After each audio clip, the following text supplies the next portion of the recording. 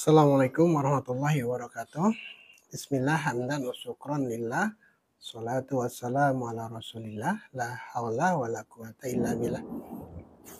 Teriring doa dan salam, semoga kita semua senantiasa dalam keadaan sehat walafiat dan tidak kurang satu apa, dan semoga pula senantiasa dalam lindungan dan rahmat Allah subhanahu wa ta'ala. Amin amin ya robbal alamin. Alhamdulillah, tadi perjalanan balik ke Cikampek lancar dari Sumberjaya ke pintu tol Kopo sekitar 1 jam lebih saja dan tidak ada kemacetan. Alhamdulillah bagi teman-teman yang sedang dalam perjalanan atau berencana untuk kembali dari kampung halaman. Semoga diberikan kesehatan dan keselamatan, tetap hati-hati di jalan karena bagaimanapun volume kendaraan masih cukup ramai, masih sangat berpotensi untuk terjadinya kemacetan, yang artinya juga diperlukan kesabaran dan kesehatan untuk bisa tetap mengemudi, berkendara dengan nyaman dan aman. Kata kunci sore ini adalah hati-hati. Sepanjang perjalanan, baik ketika mudik maupun arus baliknya, banyak terpampang tulisan hati-hati. Hati-hati banyak lubang. Meskipun ini aneh, ada pengumuman dari sebuah instansi yang menyatakan hati-hati banyak lubang di jalan. Bukannya ditambal, tapi hanya diberikan tulisan. Tapi itu minimal mengingatkan kita bahwa memang kondisi jalan tidak selalu mulus, bahwa kondisi jalan tidak selalu rata. Ada lubang, ada mungkin kerikil yang dengan itu kita harus hati-hati. Pertanyaan selanjutnya adalah, kenapa bilangnya hati-hati? Padahal saat kita berkendara, pada saat kita mengemudi nih, yang memegang kemudi adalah tangan kita, yang menginjak gas adalah kaki kanan kita, yang berganti-ganti kopling itu adalah kaki kiri kita, yang melihat jalan adalah mata kita, yang mendengar klakson dari mobil di kiri kanan kita juga telinga kita, bukan hati. Tapi kenapa kemudian peringatan itu tulisannya hati-hati? Hati-hati berkendara, hati-hati banyak lubang, hati-hati ketika menyeberang, hati-hati kemudian ketika mudik, hati-hati ketika pulang balik. Semuanya berbicara tentang hati. Tidak ada yang berbicara awas tangan-tangan, awas mata-mata, awas kaki-kaki, yang semua anggota tubuh kita itu justru berkaitan langsung dengan aktivitas mengemudi kita. Karena memang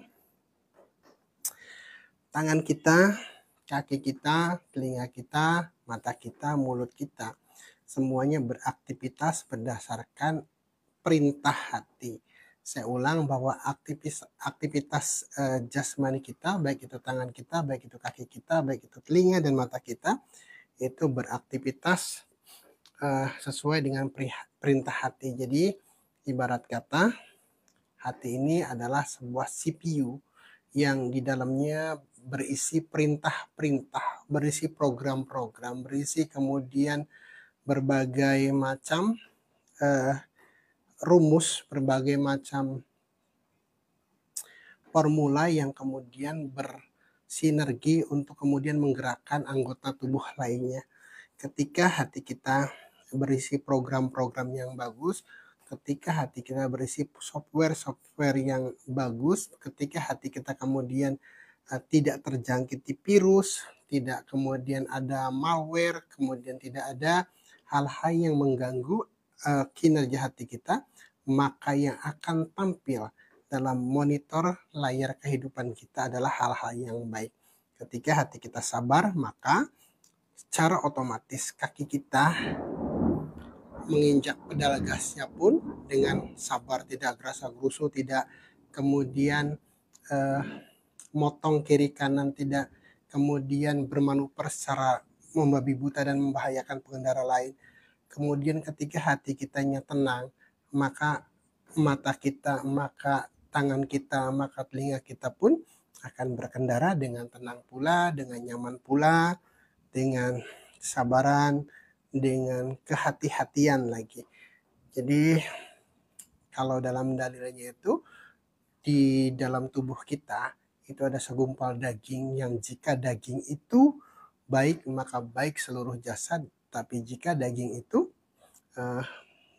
jelek atau buruk maka jelek pula, maka buruk pula lah seluruh aktivitas anggota badan. Dan daging itu bernama kolbu atau hati, kita namanya hati.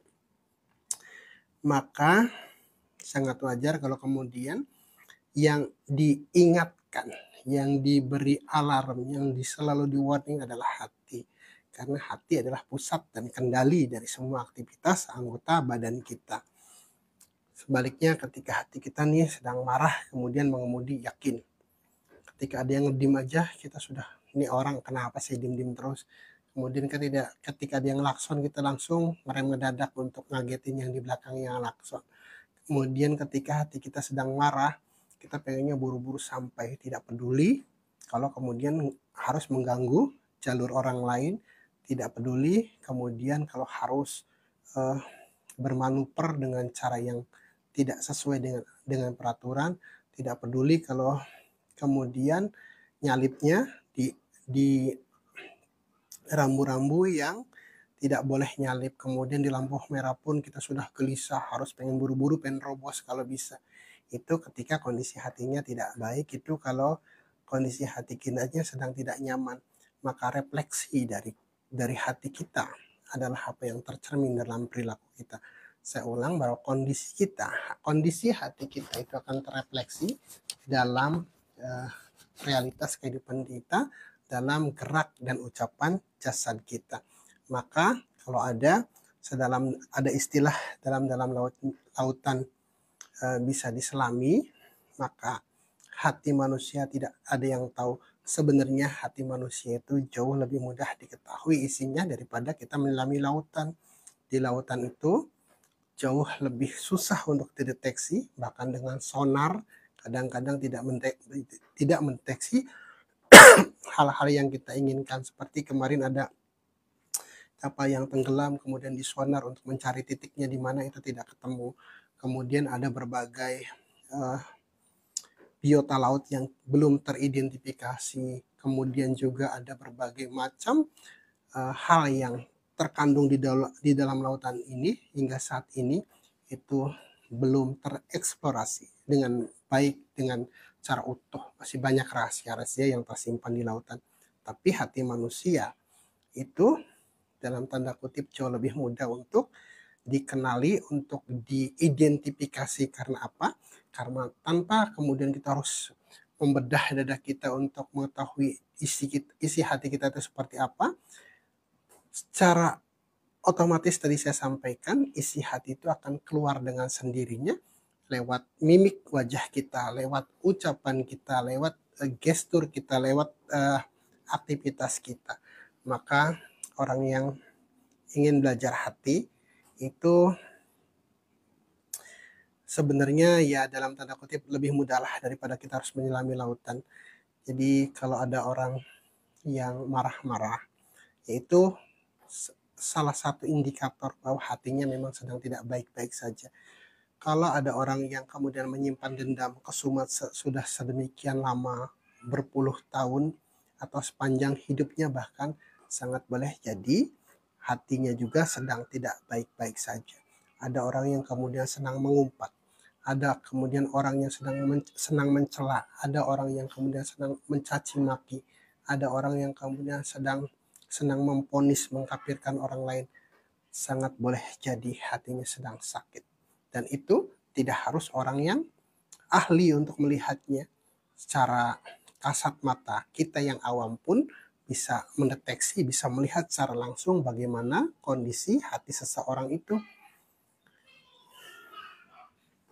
Kalau orang sebaliknya, ketika hatinya sedang nyaman, hatinya tenang, hatinya sedang kemudian dipenuhi oleh rasa syukur, kemudian dipenuhi dengan zikrullah, maka yang akan tampil lewat wajahnya, lewat pancaran matanya itu adalah keteduhan, ketenangan. perhatikan guru-guru kita, perhatikan para kiai, para ajengan yang sudah terlatih lah, relatif terlatih dibandingkan kita yang awam. Beliau itu wajahnya tenang sekali, teduh sekali. Ketika kita datang dengan berbagai persoalan yang menurut kita berat sekalipun, yang kadang-kadang kita sudah buntu mencari jalan keluarnya, ketika kita berkunjung ke guru kita silaturahim ke kiai kita, maka beliau tetap menjaga senyumnya, tidak justru memberatkan kita yang sedang memang bermasalah. Beliau tetap dengan santun, dengan ramah, dengan tetap memancarkan senyum dan keteduhan. Saya pernah mengalami kondisi seperti itu ketika saya seperti gelap gulita, tidak ketemu jalan, tidak tidak tahu harus bagaimana dan harus kemana. Tapi ketika berkunjung, bertemu dengan guru, kemudian bertatap mata dengan beliau, seperti ada siraman air sejuk yang mengguyur kepala saya yang akhirnya dingin, teduh, yang dengan itu kemudian jalan keluar seperti disingkahkan, terbuka lebar, ternyata jalan keluarnya sangat dekat. Jadi itu salah satu indikator bahwa hati kita ketika nyaman, maka yang akan terbit, yang akan muncul, yang akan nampak di permukaan wajah kita itu akan nyaman pula. Sebaliknya, ketika hatinya sedang tidak nyaman, hatinya jauh dari zikir, hatinya jauh dari Al-Quran, hatinya keras, mengeras, bahkan keras, lebih keras dari batu, maka yang akan nampak di permukaan itu ya seperti itu wajahnya, seperti wajah garang yang menakutkan, yang jangankan orang mau mendekat, untuk melihatnya saja kadang-kadang enggan karena sorot matanya seperti menikam jantung.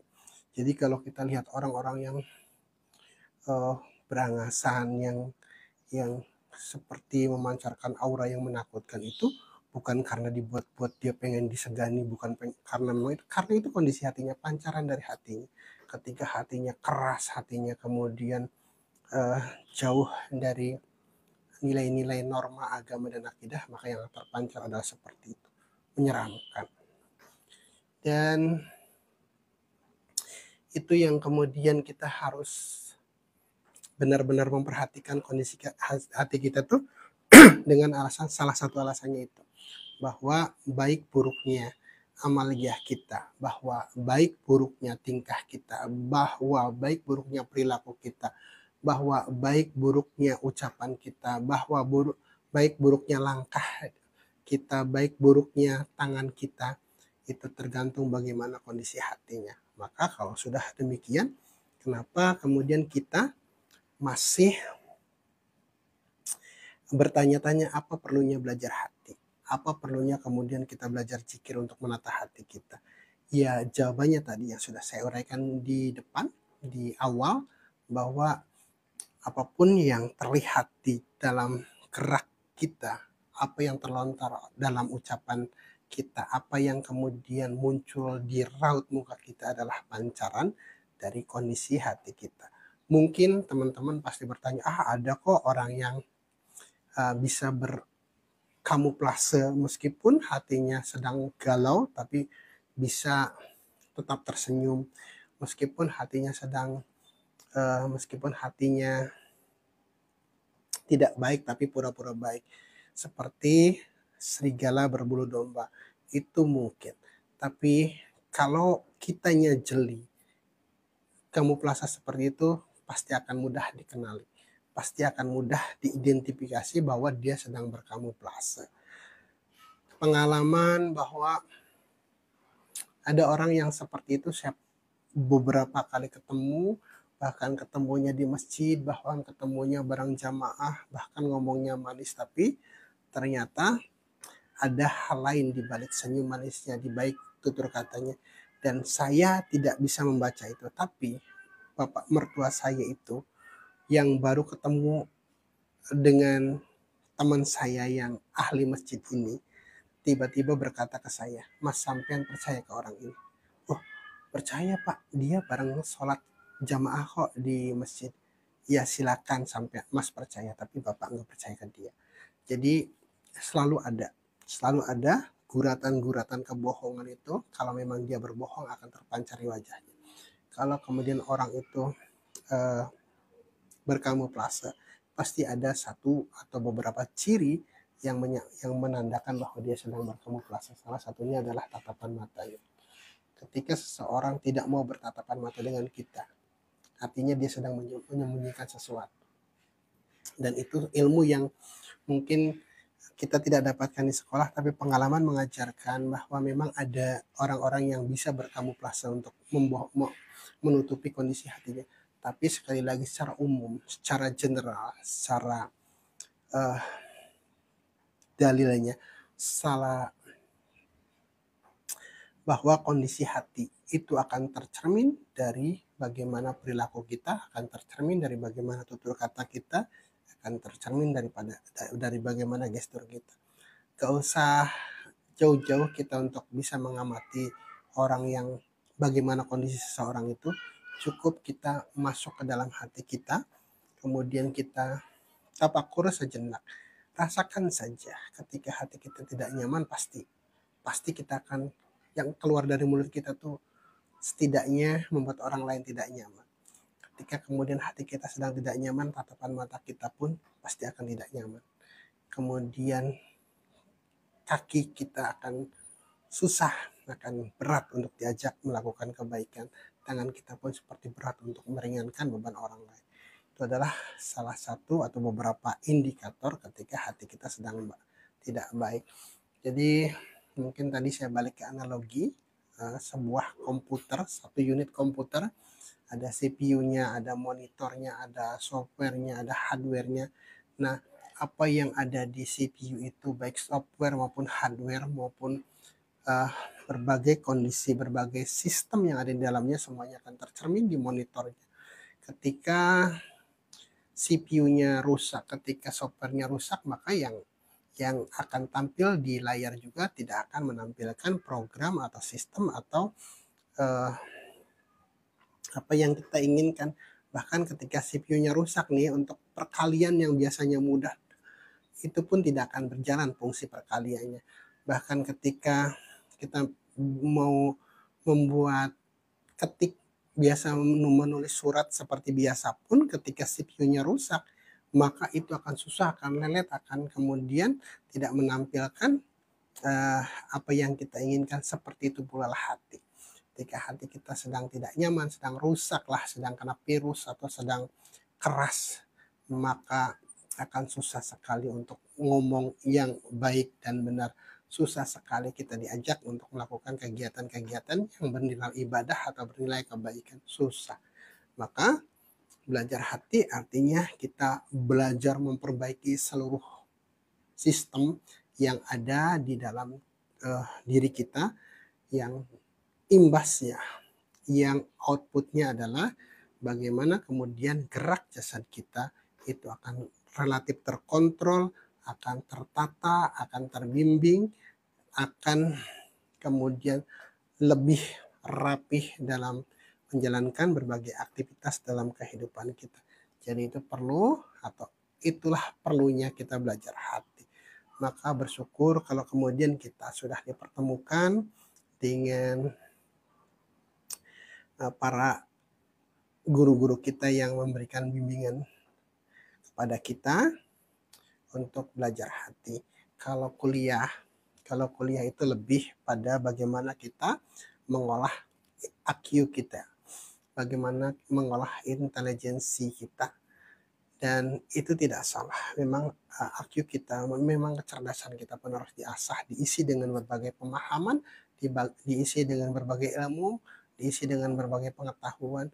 Namun jangan pernah lupakan bahwa ilmu kita, bahwa pemahaman kita, bahwa pengetahuan kita itu layaknya software yang sangat canggih, tapi ketika DOS-nya tidak berfungsi, hatinya tidak kemudian tercerahkan, maka pengetahuan, maka pemahaman, maka ilmu yang kita miliki, yang kita pelajari tidak akan berfungsi secara maksimal. Bahkan sebaliknya, ada banyak yang secara intelektual luar biasa, ada banyak yang secara akademis termasuk orang-orang yang memiliki kapasitas, tapi ketika tidak dibarengi dengan kapasitas hati yang baik, kapasitas hati yang bersih, kapasitas hati yang kemudian uh, terbimbing, maka ilmu itu boleh jadi justru akan menjadi bumerang. Betapa banyak orang-orang yang berilmu justru membodohin orang lain.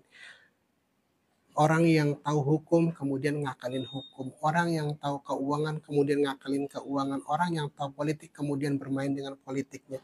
Itu adalah salah satu atau beberapa indikator bahwa kemampuan intelektual, kecerdasan seseorang yang tidak dibarengi dengan kualitas dan kapasitas hati yang benar sangat boleh jadi akan merugikan dirinya atau bahkan merugikan lebih banyak orang. Maka kita tidak harus kemudian mengkonfrontasikan antara hati, antara pikiran dan hati. Keduanya harus sinkron, keduanya harus berjalan seiring dan sejalan. Ada kadang-kadang yang penting mah belajar hati saja, tanpa kemudian dibarengi dengan pengetahuan, dengan intelijensia yang terasah. Ketika seperti itu pun, ketika hatinya bersih, ketika hatinya bahkan seperti emas pun, kalau kualitas IQ-nya tidak diolah, maka kilau emas itu tidak akan banyak bermanfaat bagi dirinya dan bagi orang lain. Sebaliknya tadi, ketika IQ-nya pintar, intelijensianya bahkan mungkin jenius, tapi hatinya kemudian tidak tertata, tidak terbimbing, sama saja tidak akan bergerak. Maka dua-duanya harus sinkron, dan karena dua-duanya harus sinkron, dua-duanya juga harus kita pelajari secara akademis, secara keilmuan. Kita harus belajar mungkin secara formal di perkuliahan atau di berbagai instansi pelatihan dan keterampilan dan lain sebagainya, tapi secara hati juga harus kita didik, harus kita bimbing, harus kita tarbiyah, harus kita arahkan, harus kita punya awareness bagaimana kondisi hati kita. Dan itu sangat jarang dipelajari di sekolah-sekolah formal atau instansi-instansi formal. Kita memang ada pelajaran agama di sekolah-sekolah formal dari SD, tapi bayangkan kita hanya mendapatkan pelajaran agama yang notabene itu adalah sesuatu yang sangat perlu bagi kita, satu minggu hanya 2 jam. Bahkan sampai dengan kuliah pun kita tetap mendapatkan pendidikan Islam, PAI ya, pelajaran agama Islam. Tapi itu kapasitasnya hanya sekian persen dari total pelajaran atau mata kuliah yang kita ikuti. Sementara hati ini kita fungsikan setiap detik. Sementara hati kita ini harus dihadapkan dengan berbagai macam problematika, berbagai macam pertanyaan, berbagai macam kondisi yang kita temukan di keseharian kita. Hati kita itu adalah muara dari semua apa yang kita lihat. Kita ngelihat sesuatu yang tidak nyaman, masuknya ke hati. Kita mendengar sesuatu yang tidak nyaman, masuknya ke hati. Keinginan yang tidak terkendali, masuknya ke hati. Kemudian berbagai macam persoalan yang kita hadapi, yang kita temukan sehari-hari, dari mulai bangun tidur sampai tidur lagi, itu muaranya ke hati. Sedemikian banyak input yang masuk ke dalam hati, sementara kapasitas hati kitanya tidak kita kontrol, tidak kita kemudian perhatikan, maka akan terjadi over capacity. Hati kita tidak lagi bisa mencerna, mengompres dan kemudian memberikan feedback yang baik ketika ada input yang datang dari luar. Kemarin ada contoh yang bagus. Contoh yang bagus bagaimana di tanggal 9 Maret ketika terjadi banjir di beberapa wilayah di Bekasi dan lain sebagainya, dan disinyalir beberapa faktor yang menyebabkan banjir itu adalah karena kanal-kanalnya, karena saluran-salurannya itu tersumbat karena salah fungsi. Daerah aliran sungainya kemudian jadi bangunan, kemudian terjadi pendangkalan sungai, kemudian sampah menumpuk dan lain sebagainya. yang akumulasinya air tidak bisa mengalir dan akhirnya menggenang. Seperti itulah kemudian kapasitas hati kita. Meskipun secara kapasitas hati kita itu bahkan lebih luas dari samudera manapun, tapi ketika tidak terpelihara, maka sangat boleh jadi kita tidak bisa lagi memfungsikan hati sebagaimana mestinya. Ketika jengkel, kita diturutin aja, kita jengkel seseorang. Udah cuma ngedenger sebuah berita atau suatu berita yang secara tidak sengaja mungkin kita dengar dari teman atau dari berita, lantas kemudian kita perturutkan tuh, kata kita dengar misalkan si itu orangnya begini, kemudian kita nimpalin, oh iya bener tuh, kemarin juga begini-begini, terus diperturutkan. Ketika kita marah dari masalahnya mungkin kecil, seperti di jalanan mungkin karena diklakson, tapi kemudian kita perturutkan, kenapa kamu ngelakson gini-gini, nggak tahu lah segala macam, akhirnya terjadi pertikaian atau bahkan akhirnya pada jalur hukum dan lain sebagainya. Nah itu adalah lagi merupakan beberapa indikator ketika hati kita terjadi pendangkalan. Ketika di dalam hati kita terjadi pendangkalan yang kemudian kita tidak bisa mencerna asupan yang diterima dari indera kita, itu yang kemudian menghasilkan feedback yang tidak bagus. Aslinya hati itu lembut. Aslinya hati itu uh, merupakan akan memancarkan fitrah-fitrah kebaikan. Di hati itu ada sabar, ada rasa cinta, ada rasa sayang, ada belas asih, ada kemudian tenggang rasa atau posliro, ada banyaklah penilaian-nilai positif. Tapi karena terjadi pendangkalan, terjadi penumpukan sampah-sampah yang menggenangi hati kita, maka yang lebih dominan yang muncul dari hati kita itu sifat sombong kita, sifat ego kita, sifat kerakusan kita, sifat ketamakan kita, sifat adigang adigung kita, sifat kebengisan kita, raja tega kita, sifat kemudian uh, negatif, berbagai sifat negatif yang justru lebih dominan tampil dan tercermin dalam kehidupan kita. Karena itu tadi kita tidak bisa atau tidak aware, tidak pandai untuk menjaga dan memelihara hati kita. Maka kalau sudah tahu bahwa hati kita merupakan muara dari berbagai aktivitas jasadiah kita, maka seyogianya dari muaranya, dari hulunya kita jaga, alirannya kita kemudian rawat sehingga muaranya pun akan bisa berjalan dengan baik.